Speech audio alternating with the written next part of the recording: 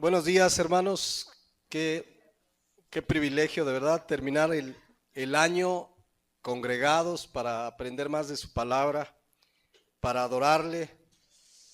Y qué mejor que terminar con la introducción de una enseñanza del mandato, de las instrucciones que Dios nos da a los varones casados. Vamos a ver en estas enseñanzas, hoy nos introduciremos, vamos a ver que tenemos una gran responsabilidad delante de Dios al ser cabezas de la esposa. Dios nos dio esa gran responsabilidad y nos pedirá cuentas de cómo la ejercimos. Y debo decir lo mismo que dijimos cuando hablábamos de la mujer casada, que qué es lo que necesita un varón, un esposo cristiano para vivir de acuerdo, en resumen, a lo que Dios manda en su palabra. Efesios 5:18, ser llenos del Espíritu. Ya explicábamos con semanas anteriores qué es ser lleno del Espíritu, pero en resumen es ser guiado, controlado, gobernado por el señorío del Espíritu de Cristo en nuestra vida. Entonces, pues esto es para todos los que somos esposos. ¿Cuántos somos esposos aquí? A ver, para saber, algunos andan de vacaciones, pero miren, somos compañeros del mismo bien, ¿no? Porque es un bien haber hallado esposa. Amén. Bueno, eso dice la palabra de Dios. El que haya, Proverbios 18:22, el que haya esposa, halla el bien y alcanza la benevolencia de Jehová. Entonces por eso digo que somos compañeros del mismo bien. Les digo eso porque hace tiempo me encontré a una persona que no veía, con tiempo, algunos años que no lo veía, y me dice, ¿qué pasó, Consejo? Así me dice él, Consejo, por mi apellido. ¿Qué pasó, Consejo? ¿Cómo estás? ¿Te casaste? Le digo, sí, gracias a Dios. ¿Y tú? Sí, también me casé, dice, somos compañeros del mismo mal. No conocen la palabra, ¿no? Es una bendición, dice la palabra de Dios. Ya estudiaremos un poquito este versículo, pero el que haya esposa, haya el bien y alcanza la benevolencia de Jehová. Entonces, esto es lo que dice la palabra de Dios. Vamos a leer ahorita para introducirnos cuáles son las evidencias o consecuencias de un varón, de un esposo lleno del Espíritu. Efesios 5:25. Maridos, van a ver que es mucho más amplias las instrucciones que Dios le da al varón que a la esposa, tanto en contenido como en cantidad de versículos. Dice, maridos, amad a vuestras mujeres, así como Cristo amó a la iglesia y se entregó a sí mismo por ella, para santificarla, habiéndola purificado en el lavamiento del agua por la palabra, a fin de presentársela a sí mismo una iglesia gloriosa, que no tuviese mancha ni arruga ni cosa semejante, sino que fuese santa y sin mancha. Así también los maridos deben amar a sus mujeres como a sus mismos cuerpos. El que ama a su mujer, a sí mismo se ama. Porque nadie aborreció jamás a su propia carne, sino que la sustenta y la cuida, como también Cristo a la iglesia. Porque somos miembros de su cuerpo y de su carne y de sus huesos. Por esto dejará el hombre a su padre y a su madre, y se unirá a su mujer, y los dos serán una sola carne. Grande es este misterio, mas yo os digo esto respecto de Cristo y de la iglesia. Por lo demás, cada uno de vosotros ame también a su mujer como a sí mismo, y la mujer respete a su marido. Con estas instrucciones tenemos bastante para ocuparnos el resto de nuestros días, los que somos esposos. Nos va a llevar toda la vida, ¿verdad? Con la gracia de Dios, vivir como aquí se nos manda la palabra de Dios. Entonces, ¿traen los cascos los varones? Guárdenlo un ratito por aquello de las pedradas. Pero la verdad es que nunca veamos cuando la palabra de Dios nos confronta, porque siempre es clásico, no, el pastor pedradas. A mí me toca una que otra también. Entonces, La realidad que cuando la palabra de Dios nos confronte en algo que andamos mal, es la oportunidad que Dios nos da para enderezar el camino. No veas si fue una pedrada, si quizás lo dijo por mí, igual y sí, porque la palabra de Dios nos habla personalmente, nos habla cada uno, pero lo importante es que una vez que yo soy confrontado por la palabra y la palabra me confronta, es qué actitud voy a tomar. Si voy a reflexionar y decirle, Señor, sí estoy fallando como esposo, sí estoy fallando como esposa, como hijo, como empleado, en cualquier área donde Dios nos confronte debemos de estar dispuestos a humillarnos delante de Él, a pedir perdón y pedirle que con su gracia y fortaleza vivamos como Él nos manda, porque esta es la voluntad de Dios. Acuérdense que la voluntad de Dios es estar llenos del Espíritu, guiados por el Espíritu. Simplemente que ahora nos detuvimos estas semanas para ver las evidencias o consecuencias de ser llenos, como dice Efesios 5:18. Esa es la voluntad de Dios. Entonces, para los que no se han casado, tomen nota para que desde ahora, desde antes de casar, vean qué es lo que Dios demanda de ustedes que no se han casado, hombres y mujeres. O sea, qué mejor que saber estas verdades antes de casarnos. Qué mejor que tú que no te has casado, porque quizás alguno aquí se casó y para empezar ni cristiano era. No sabía ni a qué le entraba. Entonces, qué mejor que quienes no se han casado se preparen en Cristo, en la palabra, para ser el hombre que Dios quiere, que ser la mujer que Dios quiere, porque sí, de verdad, muchas veces los que se van a casar se llenan de expectativas de la persona que espera. Entonces, a lo mejor los hombres dicen, pues yo la quiero que sea güerita, o yo la quiero morenita, o yo la quiero que sepa cocinar, o yo la quiero que... Y cada quien empieza a hacerse expectativas de muchos, en muchos aspectos, o quizás alguno más espiritual diga, pues yo quiero que sea llena del Espíritu. Y está bien pedir estas cosas a Dios, pero antes de cualquier expectativa de lo que espero, del futuro esposo o esposa que Dios me dará, prepararme personalmente para hacer yo lo que Dios quiere. Yo prepararme como joven que no me he casado, como mujer que no me he casado, para prepararme y ser un esposo, para prepararme ser fiel a Cristo, ser lleno del Espíritu, una mujer llena del Espíritu, y verán que de la esposa o esposo que tendrán Dios se encarga. Dios proveerá, Dios te mostrará con toda claridad en su momento quién es la ayuda idónea, quién es ese esposo que ama a Dios por sobre todas las cosas que Dios tiene para ti.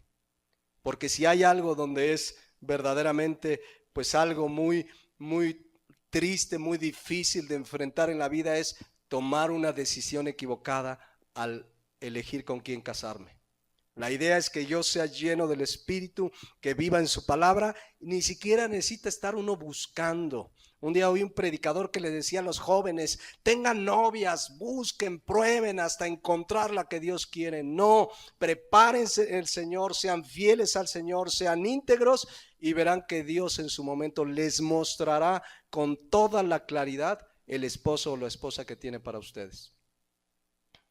No necesitan ofertarse ni andar saliendo por aquí, por allá. Y una vez un joven me dijo, es que en su iglesia hay pocos jóvenes, entonces ¿dónde voy a agarrar? ¿Dónde vas a agarrar qué? Tú prepárate en el de verdad. Me voy a una donde haya más donde escoger. Tú prepárate en el Señor. Yo a mi esposa la agarré en la universidad, ni siquiera en la iglesia, pero Dios la tenía preparada. Entonces, los que no se han casado, ocúpense de vivir íntegros en su relación con Dios, que del esposo o la esposa que tendrán, Dios se ocupa. Y los que ya nos casamos, pues ahora sí a hacer lo que la palabra de Dios dice. Porque vamos a llegar a la conclusión al final de esta serie. Recuerden que el tema es conocer la voluntad de Dios o cómo conocer la voluntad de Dios.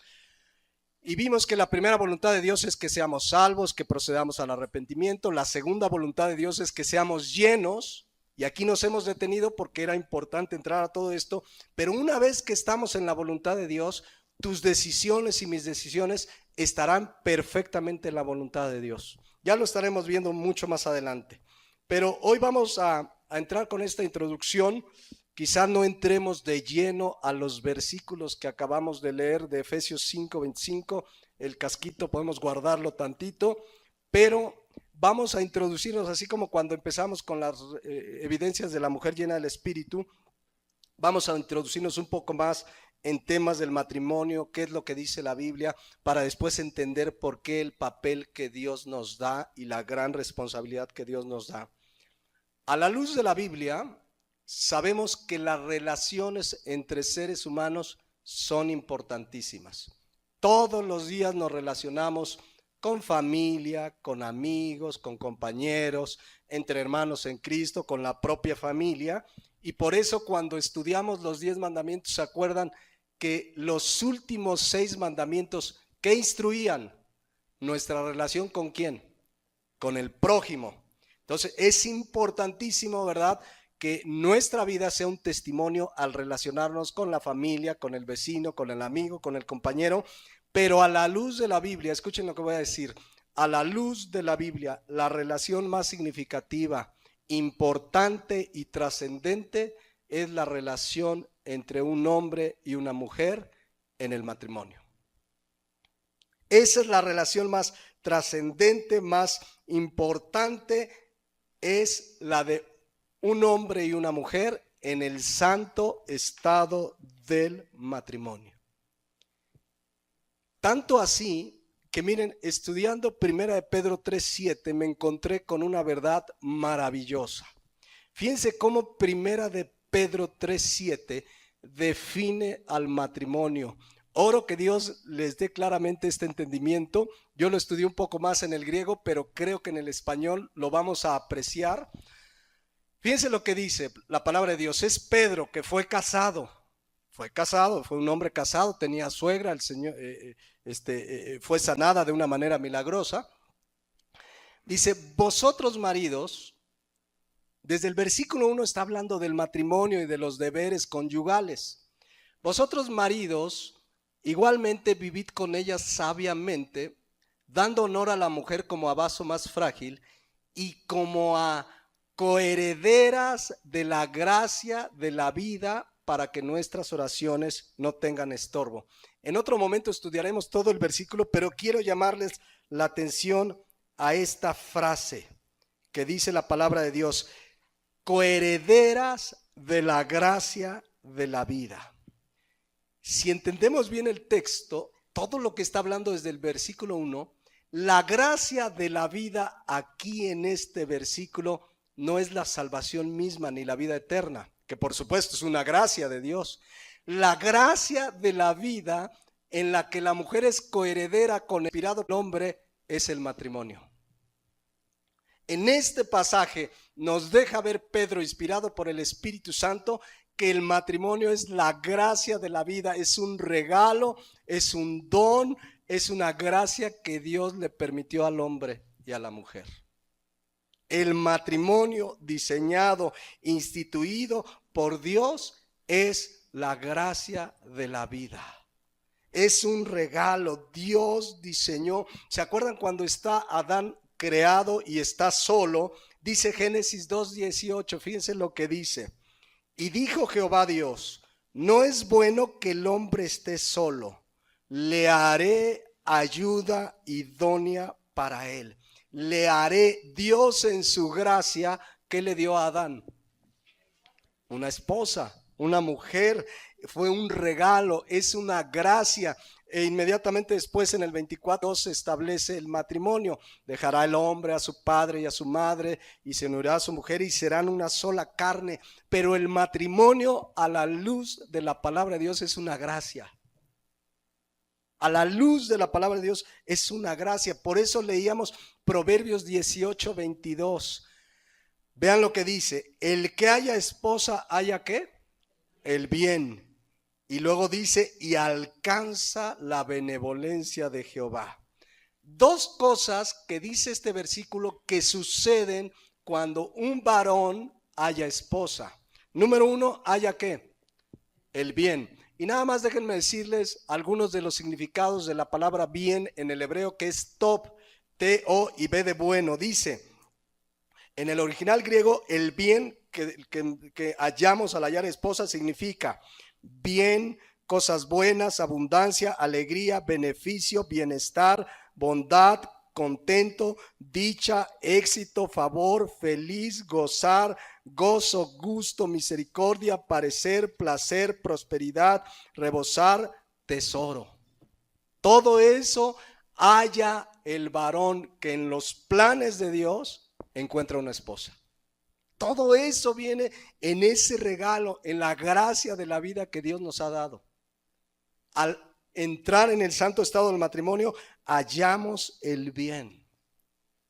¿Cuántos honestamente como varones casados damos gracias? Señor, gracias por mi esposa. Gracias porque hallé el bien como dice la palabra de Dios. Pero hay otra cosa que dice que también alcanzamos, fíjense, ¿y alcanza qué? La benevolencia de Jehová. La palabra benevolencia, razón, en el hebreo significa favor o gracia de Dios. ¿Qué alcanzamos cuando hallamos esposa? El favor o la gracia de Dios. Todo coincidente, vean la coincidencia, bueno, no es la coincidencia, la perfecta armonía entre lo que dice Proverbios y lo que dice Pedro en 1 Pedro 3:7. En 1 Pedro 3:7 dice que la esposa es coheredera de la gracia de la vida. Tanto la esposa como el esposo somos herederos de ese regalo que es el matrimonio. Por eso la Nueva Traducción Viviente, miren cómo lo traduce. El hombre que haya esposa encuentra un tesoro y recibe el favor del Señor. Eso dice la palabra de Dios. Eso es el matrimonio en la voluntad de Dios, de acuerdo al diseño perfecto de Dios. El matrimonio, repito, 1 Pedro 3:7, interpretando bien este pasaje, el matrimonio es la gracia de la vida. ¿Qué está pasando en nuestro tiempo, en la sociedad que vivimos, aún dentro de iglesias, que muchos no se quieren casar? Ven el matrimonio como algo, una carga, un pesar, una dificultad. Hay personas que nada más en pensar en matrimonio dicen, no, es que eso ya no es de hoy. Los millennials, ¿saben quiénes son los millennials? Ayer lo estábamos investigando y platicando. Según investigué, los millennials son todos aquellos que nacieron entre el 80 y el 90. Y al llegar a este tiempo que estamos, son jóvenes de 25, 20, 30 años que no quieren casarse. No están entendiendo, no les hemos transmitido los padres con la palabra de Dios que el matrimonio es la gracia de la vida. Y a lo mejor, como un día me dijo un joven, si el matrimonio es como el de mis papás, yo paso. Pero la palabra de Dios dice que es una cosa maravillosa, pero hoy mucha gente, incluso dentro de la iglesia, no quiere entrarle al compromiso y a la gracia que es el matrimonio. También hace tiempo me encontré a otro compañero, te encuentras de compañeros de prepa, me acuerdo que lo primero que me preguntó, y cuando te encuentras a alguien que no ves hace años, no lo veía desde la prepa, y me dijo, ¿ya te casaste? Le digo, sí, ya me casé. Le digo, ¿y tú te casaste? No, ¿para qué? Acuérdate de fulano, no sé qué le pasó, y sutano se divorció, y a aquel le pusieron no sé qué, y no, dice yo no me casé, dice porque, y me citó un dicho, te casaste, te amolaste. Ese es un dicho, pero a la luz de la Biblia, el matrimonio es la gracia de la vida. Por eso fíjense lo que dice Hebreos 13:4, que conocemos bien ese versículo. Honroso sea en todos el matrimonio y el lecho sin mancilla. La palabra honroso, ¿se acuerdan qué significa? Valioso. La traducción lenguaje actual lo traduce muy bien cuando dice, todos deben considerar el matrimonio como algo que muy valioso, muy valioso. Así es el matrimonio bíblico, el matrimonio bajo los principios de la palabra de Dios. Es algo valioso, es más valioso que un tesoro, donde una mujer, ¿verdad?, camina en la voluntad de Dios, donde un hombre camina en la voluntad de Dios y ambos obedecen la palabra. Ese matrimonio es honroso, valioso, y ese matrimonio, entre más pase el tiempo, más maravilloso se volverá ese matrimonio. A la luz de la Biblia, un matrimonio en los términos divinos, términos de la palabra de Dios, cada vez será mejor. El matrimonio cada vez se pondrá mejor, más enriquecedor, más lleno de bendición.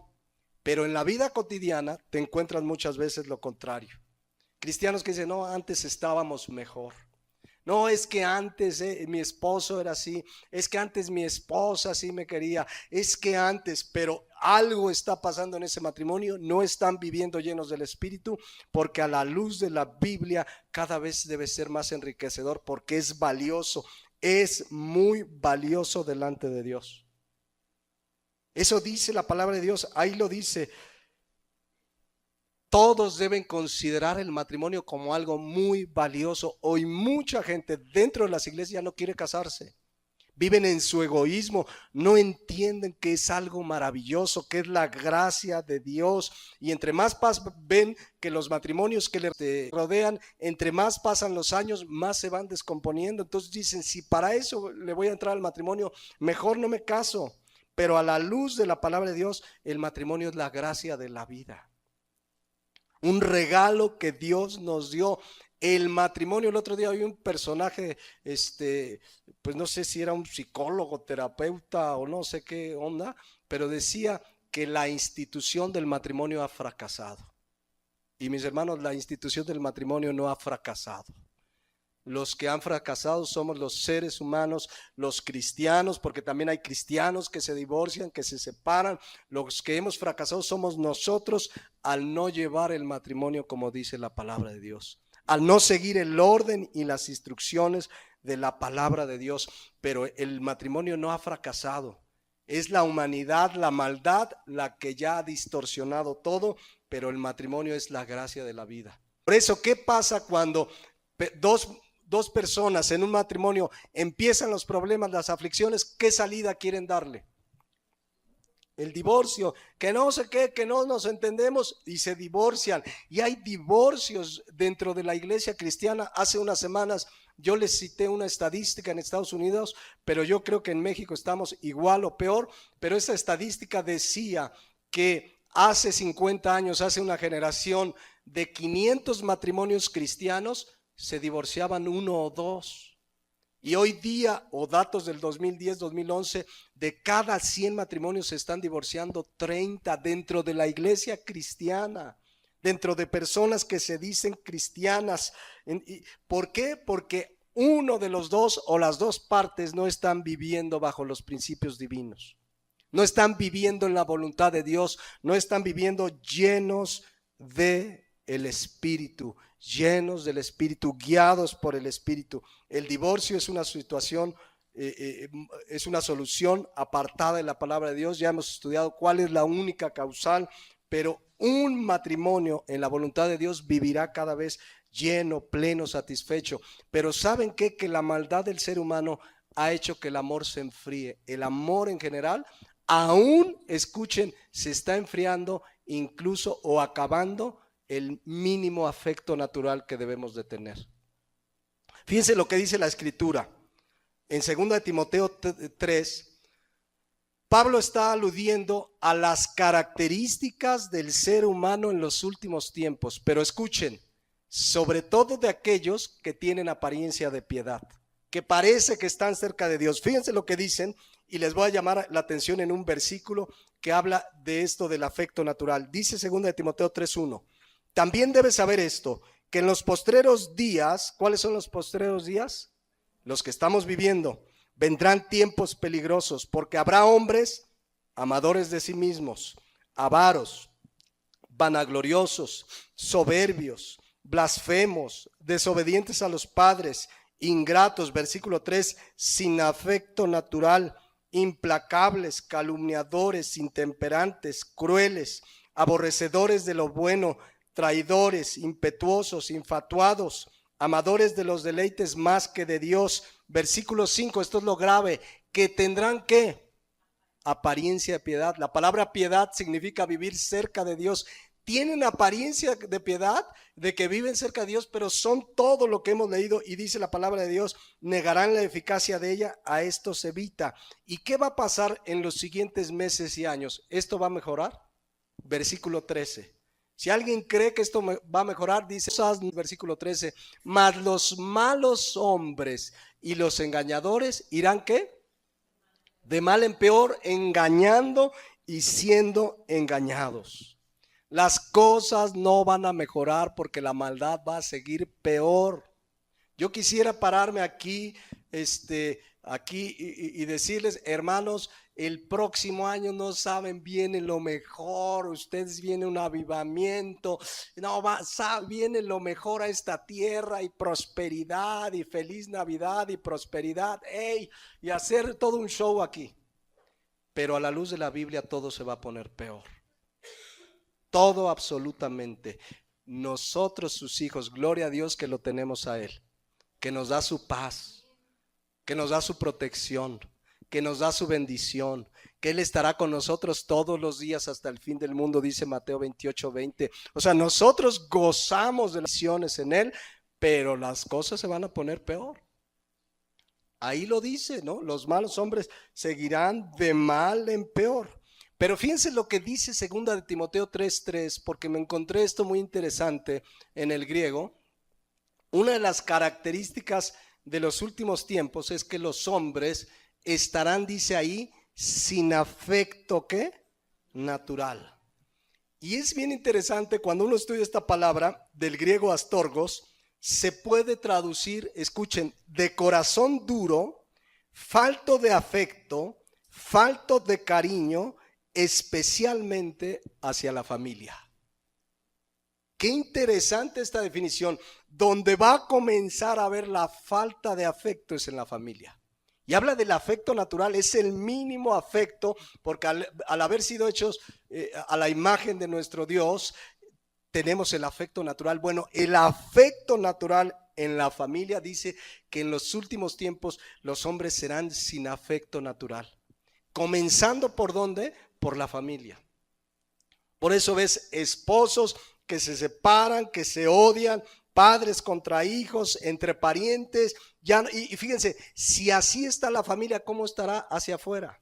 Si en la propia familia no hay afecto natural, imagínense con el resto de la gente. No hay el mínimo afecto natural, por eso la maldad se ha multiplicado. Por eso a una persona no le importa quitarle la vida a otro por 1,000 pesos. No hay afecto por la persona humana, comenzando por la familia. Y cuando la familia está mal, veíamos hace algunas semanas, todo se descompone.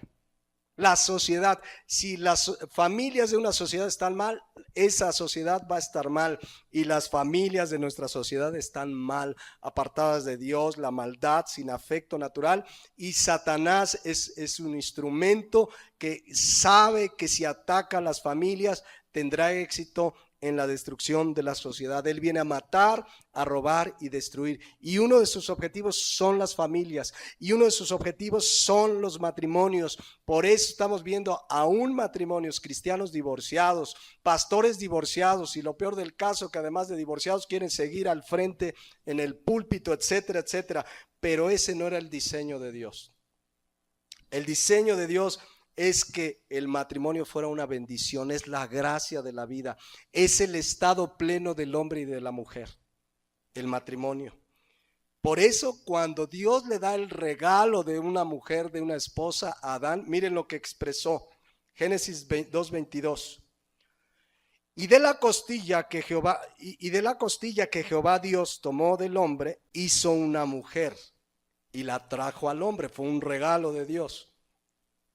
Dijo entonces Adán: esto es ahora hueso de mis huesos y carne de mi carne. Esta será llamada varona porque del varón fue tomada.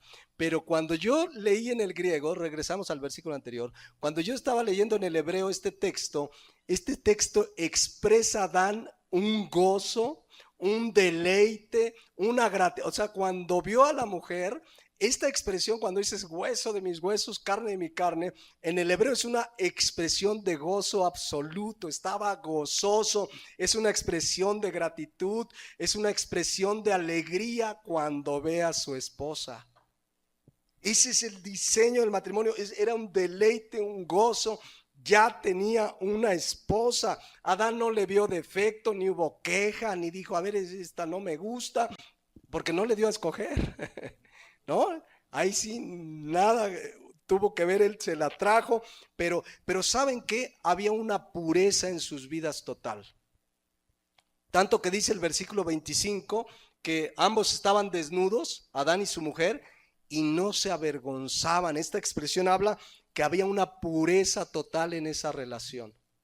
Una pureza. ¿Cuándo se comenzó a descomponer todo? A raíz del pecado.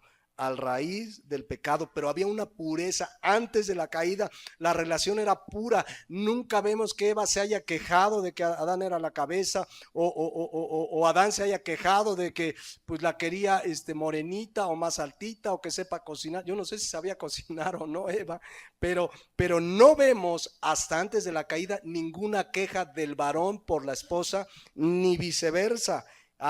Él la vio y dijo, esta es carne de mi carne. Una expresión, insisto, en el hebreo se lee la entonación con que se escribe como una auténtica expresión de gozo y gratitud absoluta delante de Dios, que no se debiera de perder nunca, porque nada tenía que ver en su expresión, nada físico. Esto era algo espiritual. Me has dado una compañera, me has dado una ayuda idónea, he hallado el bien, he alcanzado tu favor, Dios, como lo acabamos de leer en Proverbios 18:22. En Adán vemos el cumplimiento cuando Dios le trae a la esposa, que de acuerdo a 1 Pedro 3:7, el matrimonio es la gracia de la vida. No hay queja, no hubo nada de dificultad hasta que el pecado llegó. En ese momento se descompone todo, pero Dios diseñó el matrimonio como la gracia de la vida. El matrimonio está lleno de bendiciones. Fíjense, solo por mencionar 3 propósitos principales del matrimonio. Número 1, Génesis 1:28, dice la palabra de Dios que uno de los propósitos, ¿cuál es? Procrear hijos. El matrimonio sí tiene como propósito la procreación, dice, y los bendijo Dios y les dijo, fructificad y multiplicaos. Uno de los propósitos que Dios diseñó en el matrimonio es multiplicaos, es procrear hijos. Pero también número 2, Génesis 2:18, otro de los propósitos es la compañía mutua, porque dice Génesis 2:18 que dijo Jehová Dios, no es bueno que el hombre esté solo. Le voy a hacer una ayuda idónea para él, porque a la luz de la Biblia, a no ser que una persona tenga el don de continencia, que Dios le dio ese don, que no necesita casarse, sea hombre o mujer, pero a no ser que tenga el don de continencia, el estado pleno del hombre y de la mujer es en el matrimonio. Por eso dijo Dios, no es bueno que el hombre esté solo.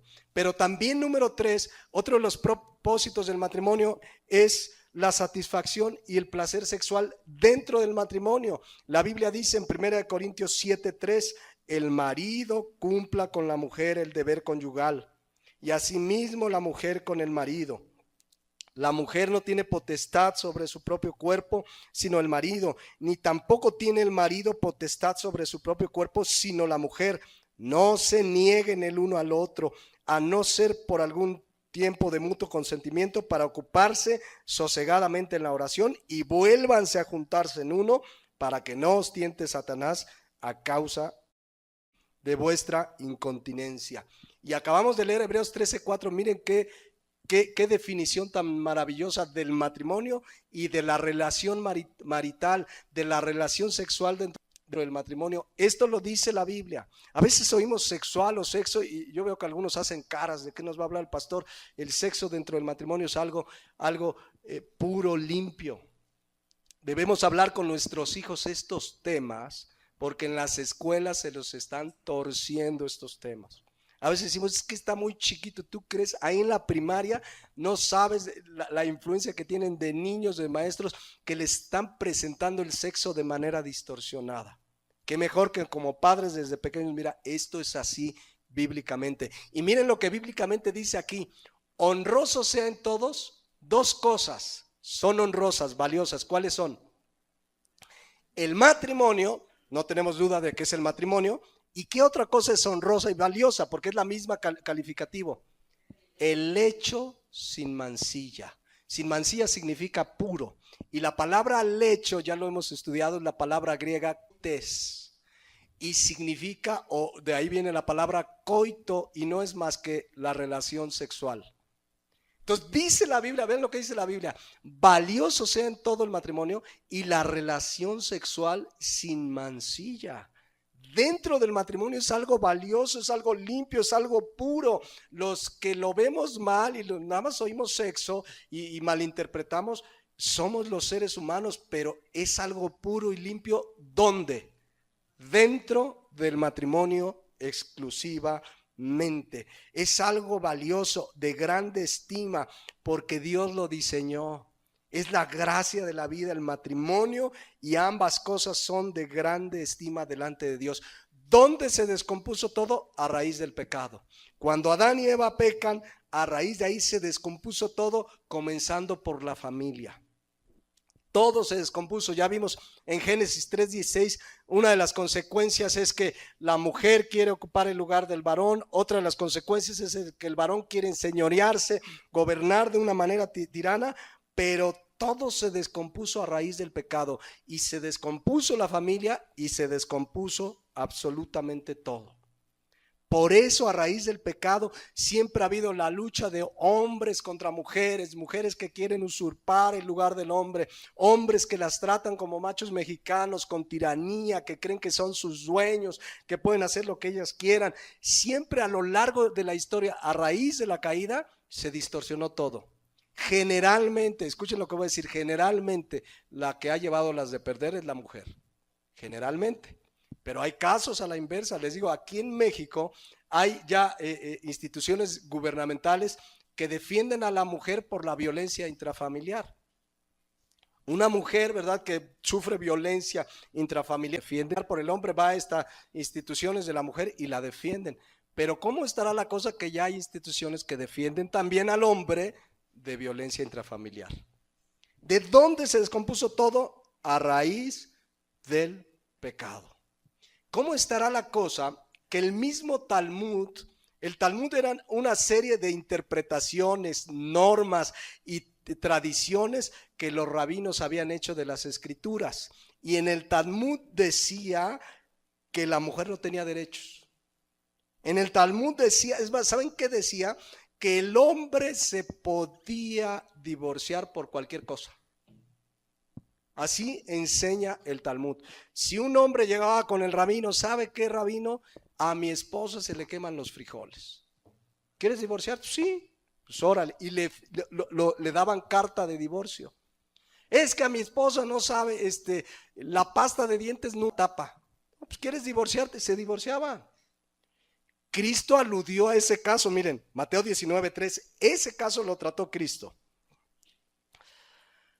Entonces vinieron a él los fariseos tentándole y diciéndole: ¿es lícito al hombre repudiar, es decir, divorciarle, darle carta de divorcio a su mujer por cualquier causa? A ver, dijeron, le vamos a poner un 4 porque así lo enseñaba el Talmud.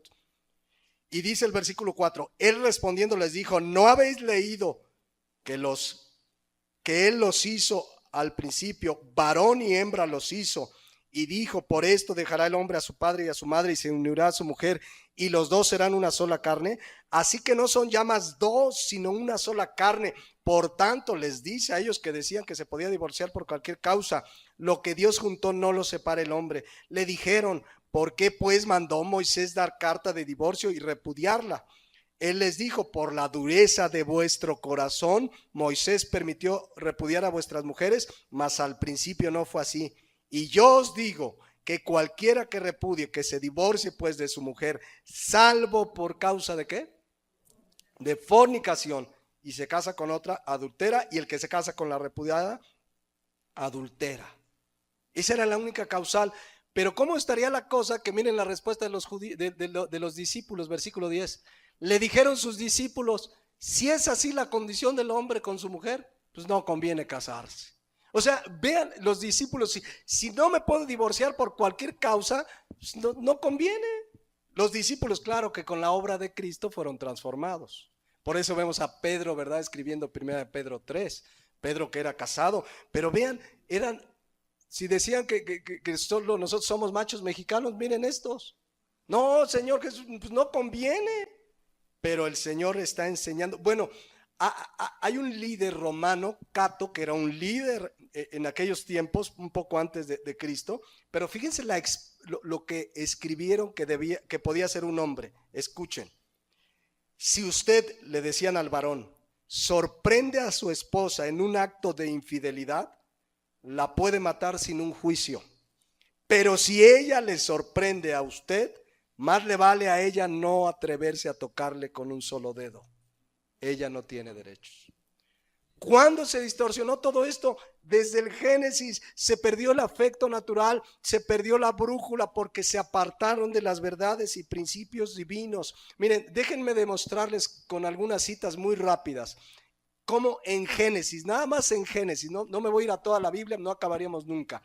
Pero como Génesis, el primer libro de la Biblia, donde vemos el matrimonio perfecto y en la voluntad de Dios de Adán y Eva, viene el pecado, cómo se descompone todo comenzando por la familia. Solo en Génesis, ¿dónde se cometió el primer asesinato? En la familia. Génesis 4:8, Caín mató a Abel. Luego, si seguimos avanzando, en Génesis 4:23 se menciona a un hombre llamado Lamec y ya se da a entender ahí claramente que ese Lamec, contrario a Génesis 2:24 de que el hombre se unirá a su mujer y serán una sola carne, ese Lamec dice ahí, y dijo Lamec a sus mujeres. Esa expresión habla que este cuate era un polígamo, es decir, tenía más de una esposa. Estamos hablando de Génesis 4:23. Si seguimos leyendo, van a ver ustedes más adelante, les voy a relatar lo más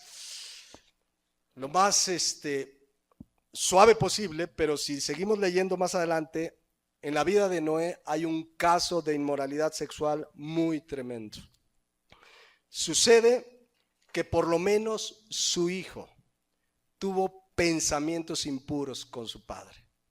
Estamos hablando, está empezando la humanidad después de haber sido destruida por el diluvio. Miren lo que dice la palabra de Dios, para que vean, esto es tremendo lo que sucede, pero todo a raíz, repito, del pecado, de que se apartaron de la palabra de Dios. Dice Génesis 9:20, después comenzó Noé a labrar la tierra y plantó una viña y bebió del vino y se embriagó y estaba descubierto en medio de su tienda, es decir, estaba desnudo. Y Cam, padre de Canaán, vio la desnudez de su padre y lo dijo a sus dos hermanos que estaban afuera. ¿Se acuerdan que hemos estudiado esta palabra vio? Es la palabra hebrea raá y significa ver detenidamente, que te paras, ves algo que no debes de ver, pero aún así te quedas. O sea, cuando estás a lo mejor viendo la tele y ya pasan escenas que bien feas y tú ahí te quedas. Porque una cosa es que de repente viste y no es agradable delante de Dios y te quitas. Pero ese vio es detenerse a ver y esa mirada da pie al pecado. ¿Se acuerdan que es lo mismo que le sucedió a quién? A David. Segunda de Samuel 11:2. Sucedió un día al caer la tarde que se levantó David de su lecho y se pasaba sobre el terrado de la casa real y vio desde el terrado a una mujer que se estaba bañando, la cual era muy hermosa. O sea, vio que se estaba bañando, o sea, estaba desnuda y se detuvo a ver. Cuando regresamos a Génesis 9:22, algo pasó con la mirada de Cam hacia su padre. Algunos autores sugieren algún acto físico inclusive. El hebreo no es muy claro, pero por lo pronto lo que hizo fue una mirada inmoral. Por eso miren la reacción del papá, no es casualidad, escuchen. Entonces Sem, versículo 23, y Jafet tomaron la ropa y la pusieron sobre sus propios hombros y andando hacia atrás cubrieron la desnudez de su padre, teniendo vueltos los rostros así no vieron la desnudez de su padre. Pero vean el versículo 24. Y después despertó Noé de su embriaguez, y escuchen lo que dice, y supo que le había ¿qué? Hecho su hijo más joven. La palabra hecho habla de una acción. Algo grave sucedió, la Biblia no lo aclara, pero tan grave fue que ¿qué hizo Noé? Versículo 25. Y dijo, maldito serás por Canaán, siervo de siervo será a sus hermanos. Estamos hablando del Génesis y miren ya cómo todo se descompone en la propia familia a raíz del pecado. Y si ustedes siguen leyendo, hay mucho más. Por ejemplo, en Génesis vemos un adulterio de un hombre llamado Abraham, consentido y empujado por su esposa. Uno lee la historia de Abraham y Sara, pero Sarai lo empujó a adulterar. Ahí lean Génesis 16:1. Sarai, la mujer de Abraham, no le daba hijos y ella tenía su sierva egipcia que se llamaba Agar. Dijo entonces Sarai a Abraham, ya ves que Jehová me ha hecho estéril, te ruego pues que te llegues a mi sierva, quizás tendré hijos de ella. O sea, fuera de la voluntad de Dios, y sabemos que de ahí se originan todos los problemas que tenemos en Medio Oriente. Fíjense de esta decisión. Todo eso que vemos de Israel y Palestina y árabes contra judíos, aquí está la razón de todos esos problemas. Versículo 3. Y Sarai, mujer de Abraham, tomó a Agar, su sierva egipcia, al cabo de 10 años que había habitado Abraham en la tierra de Canaán, y la dio por mujer a Abraham su marido, y él se llegó a Agar, la cual concibió, y cuando vio que había concebido, miraba con desprecio a su señora. ¿Se dan cuenta? Un caso de adulterio. Estamos hablando de Génesis. Lo maravilloso de la Biblia es que la Biblia no oculta el pecado del ser humano. Nos muestra el pecado y luego la gracia de Dios para que todo aquel que se arrepiente y crea en Jesucristo sea limpiado por su sangre preciosa. Pero todo esto sucede en Génesis, ya ni siquiera nos vamos a Éxodo, Levítico, Números, Deuteronomio, y si le siguen, después la perversión fue tal que Sodoma y Gomorra, ¿qué hizo Dios con Sodoma y Gomorra? La destruyó por la perversidad moral que había. Ya era una perversidad tal que dice Génesis 19:24 que Dios destruyó todo. El término sodomía se usa hoy día y desde aquellos tiempos para referirse a perversión sexual. En Génesis 34, si ustedes leen, van a ver la violación de una hija de Jacob, Dina. En Génesis 38 van a ver un pecado sexual entre Judá y su nuera Tamar. En Génesis 39 van a ver a una mujer casada, esposa de Potifar, seduciendo ¿a quién? A José. Y ahí le voy a parar por hoy. Pero todo esto sucede nada más en el primer libro de la Biblia. A raíz del pecado, todo se distorsionó. Todo se distorsionó. Tan se ha distorsionado que si hoy una mujer o un joven dicen que se están guardando para el matrimonio, que quieren conservarse puros sexualmente, ¿qué les van a decir en la escuela? Ya desde la secundaria sucede esto, desde la prepa. No, ¿qué eres, monja o qué? No, ¿cómo que a poco no has tenido relaciones? Ahora, como dice Isaías 5:20, hay de los que a lo malo le llaman bueno. Ahora, malo es que no tenga relaciones. Vean cómo se distorsionó todo. Por eso los jóvenes no se quieren casar, no están viendo Hebreos 13:4, que el matrimonio es valioso, bajo los principios de Dios, es algo bueno, bendecido, lleno de su gracia. Ese es el plan de Dios. ¿Y qué debe regir un matrimonio? El amor de Dios. La Biblia dice en Romanos 5:5 que el amor de Dios ha sido derramado sobre nosotros. ¿Qué clase de amor está hablando ahí? Ágape, el amor incondicional, el amor de Dios, el amor que no pone condiciones. Cuando ese amor es el que está en un matrimonio, mis hermanos, ese matrimonio vivirá bajo la bendición de Dios. Porque ese amor no pone condiciones. Ese amor, además, dice 1 Corintios 13:8, que nunca deja de ser. ¿Cuántas veces a lo mejor ustedes conocen casos que te encuentras a un amigo que se divorció y le dices, oye, ¿por qué se divorciaron? Se acabó el amor. La realidad es que no había el amor de Dios en sus vidas. Porque el amor, dice 1 Corintios 13:8, nunca deja de ser. Hoy como cristianos llenos del Espíritu tenemos la capacidad de amar de una manera incondicional. Y así mi esposo se ponga más arrugado, nos salga la pancita, se nos caiga el peso, esa esposa lo va a amar porque ese es un amor ágape que no tiene condición. Y así la esposa, producto de los años, ¿verdad? Ya le salen las arruguitas, ya por más que hace ejercicio, las llantitas tienen cambios hormonales. No hay nada físico en el amor ágape, totalmente es el amor de Dios incondicional. Esa es la clase de amor que debe regir nuestras vidas. Si no hay ese amor, ese matrimonio no va a vivir bajo la bendición, tarde o temprano va a fracasar. Pero ¿qué están buscando muchos jóvenes hoy en día antes de casarse? No, pues yo quiero que sea así fuertote, y quiero que sea altote, quiero que tenga lana, también se fijan en lo material. O sea, si tiene lana es un buen prospecto. Y muchas veces las mujeres también, o los hombres, yo quiero que sea de tal manera, de tal forma, y quiero que sea delgadita, y quiero que no sea como, y empiezan a hacerse una serie de expectativas materiales cuando eso se acaba. El amor no. Por eso dice Proverbios 31:30, engañosa es la gracia y vana es la hermosura. La mujer que teme a Jehová, esa será alabada. Entonces, cuando el hombre, sus expectativas son meramente físicas, o la mujer, y eso físico falta, dice, pues ya no lo quiero.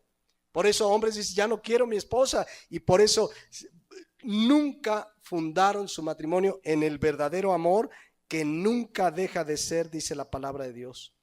Entonces, tenemos lo que Dios quiere es volvernos al estado original como el de Adán y Eva, donde veamos el matrimonio como la gracia de la vida. Recordando pues lo que dijo Adán en Génesis 2:23, cuando dijo, esta es carne de mi carne, hueso de mis huesos, una expresión de deleite que nunca se va a quitar porque está regida por el amor de Dios. Ese amor que nunca deja de ser. Por eso voy a terminar con esta reflexión hoy. ¿Cuál es la primera instrucción para los varones casados? Efesios 5:25. Maridos, ¿qué dice? Amad a vuestras mujeres. ¿De qué manera? Así como Cristo amó a la iglesia y se entregó a sí mismo por ella. La clase de amor con la que un esposo debe amar a su esposa es la clase de amor con la que Cristo amó a su iglesia, ni más ni menos. Y así como en Efesios 5:24 le decía Pablo a las esposas, Efesios 5:24, así como la iglesia está sujeta a Cristo, así las casadas lo estén a sus maridos. Bueno, en Efesios 5:25 al marido le dice que así como Cristo amó a la iglesia, así debe amar a su esposa. Ya desmenuzaremos esto la semana entrante, pero quiero hacer una reflexión con este versículo. ¿Cómo debe amar el marido a su esposa? ¿Cómo? Como Cristo a la iglesia. Entonces, fíjense, nuestro matrimonio debe de ser hacia la gente el testimonio claro del amor de Cristo. Un matrimonio donde el esposo ama a su esposa como Cristo a la iglesia será para la gente que no le conoce una clara revelación del amor de Cristo. Que vean y digan, mira ese esposo cómo ama a su esposa. Estaremos reflejando el amor de Cristo. Esa es la primera instrucción. Cuando tu matrimonio y mi matrimonio es bajo los principios divinos y ese esposo ama a su esposa como Cristo la iglesia y esa esposa se sujeta como la iglesia se sujeta a Cristo, esa es la mejor manera de llevar el mensaje del evangelio. Por supuesto, lo llevamos compartiendo con toda claridad la palabra, pero nuestra vida debe ser el respaldo de lo que estamos predicando. cada uno reflexionemos delante de Dios como varones. ¿Amo a mi esposa como Cristo amó a la iglesia? Lo vamos a comenzar ahora sí a estudiar la próxima semana. Yo les invito a que cierren sus ojos y terminemos orando a Dios. Reflexionemos, mis hermanos, en este último día del año. Como esposos, ¿hemos llevado nuestro matrimonio como lo enseña la palabra de Dios? El modelo es Jesucristo. Como esposas, ¿hemos sido esposas como lo enseña la palabra de Dios? Cada uno delante de Dios. Esto no se trata de juzgarnos unos a otros. Se trata que cada uno delante de Dios examine su corazón. Este es el diseño de Dios. Cuando vivimos con ese amor que ha sido derramado en nuestras vidas, podemos amar de esa manera incondicional. Tú, mujer, verás a tu esposo siempre con respeto, con amor, porque es el esposo que Dios te ha dado. Y los que somos esposos veremos en nuestra esposa el bien y la benevolencia de Jehová. Ese es el diseño. Quizás hay alguien aquí que por no conocer a Dios en otro tiempo, su matrimonio fracasó. Pero hoy puede ser un instrumento para enseñarle a otros cuál es el plan de Dios. Y los jóvenes, hombres y mujeres que no se han casado, prepárense en la palabra, crezcan en Cristo, sean llenos del Espíritu para que ese día que Dios tiene establecido, conozcas al esposo y a la esposa que Dios tiene para ti. Pongámonos de pie. Bendito Padre, gracias por tu palabra. Te pedimos que lo que tu palabra nos enseña haya caído en buena tierra, Señor, para que dé fruto. Que cada uno de manera personal examinemos nuestro corazón, cómo estamos delante de ti. Sabemos, y ya lo estudiaremos, bendito Padre, la semana entrante, que nos diste a los varones una gran responsabilidad, que solo con tu gracia, con tu fortaleza podemos cumplir. Pero qué mejor que hacernos verdaderos propósitos para el año que está por comenzar, de vivir de acuerdo a los principios de tu palabra. Guíanos, danos la fortaleza. Que el 2018 sea un año donde verdaderamente decidamos regir nuestra vida única y exclusivamente bajo los principios de tu palabra. Porque tu palabra es verdad, porque tu palabra es viva y eficaz, porque tu palabra es poder de Dios. Por eso en esta hora, Padre, oro que si alguno tiene y quiere hacer propósitos en este término de año, que tu palabra sea su norma de fe y conducta, que sea la lámpara a nuestros pies y la lumbrera a nuestro camino. Gracias te damos y oramos en el nombre de Jesús. Amén.